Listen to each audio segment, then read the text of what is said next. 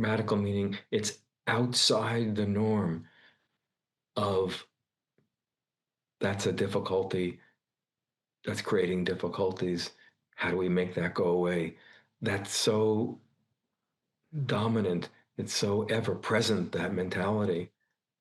So it's so radical to make an inquiry like that. It oughtn't be. It oughtn't be radical to say to that woman, "Oh, that you're not going along with this. I wonder why."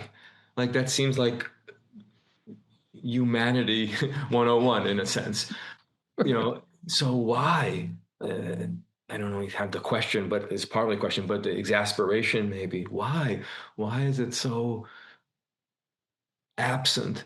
Why does that woman go through 20 years and having them not ask that? How come I work with people who have addictive issues and no one's saying what's it like to smoke that crack or take those uh, um, substances or put needle in your arm, or what's happening for you? Not, isn't it good? I'm interested. What is it like?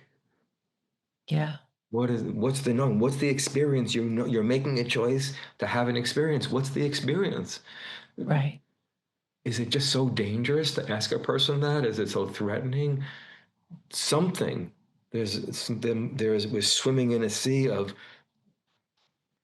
not only don't ask it, but don't, it's not even thought of. Because when I say those things to people, like, what's it like to smoke a cigarette? They like, look at me like I'm crazy. Mm. I work with a woman who smoked 2 packs a day for 40 years, Wow. 3 times surgery for cancer. Wow. Yeah. And I said, what's it like to smoke a cigarette? What do you Mhm. mean? I said, take a pen. Here's a pen. Here's a pencil. We're not smoking a cigarette. I'll take one and you take one and show me what you do. Mhm. Like, why? Like, because I don't know what you're doing yet. Well, I'm Mm. smoking a cigarette. It's bad for me. I have to stop. I know, but there comes the early question, Walker. But somebody is not stopping. Somebody says, no, I won't do that. Okay, Right. well, you better, if the no is winning after 40 years, right? Winning meaning she doesn't stop. Right. Then I Right. ought to find out, or at least inquire, who is this person who's not going along with it, other than whatever, an undisciplined, an idiot, a person what's wrong with them, all the reasons. But like your dialogue idea, Walker, I'd like to meet the person who's not doing this. Can you talk to me? You must do it. No, keep going. Talk to me. I'd like to get to know you. I'm not thinking that's a good ultimate answer, but why is that so radical? Or like I'm going to want to use the word revolutionary. Like I'm breaking such a primal rule. Right. Say, show me what it's like to smoke a cigarette, even though Mhm. programs help such a few people around any Right. addictive issue. Um, Right. yeah. So why aren't we trying the fundamental things that like let's try to say to think the person is doing something that we don't understand, and then my skill is not to know what she's doing, but my skill is to find out. Yeah. Right? I'm not a Dr. Phil. I know what's the right answer. What are you thinking? My skill is I know how to inquire to help you find out what you're doing. Yeah. Yeah. Yeah, when I people come in, David, who have an addiction issue and they have a certain expectation of who I am as a therapist, right? And Mhm. I just say, "Oh, I'm not here to convince you to stop using. Right. I just want you to get What? the greater I want you to develop a greater sense of self so using isn't what you need to do." Right. But if, like, I understand this is something that you're using to feel something or not feel something.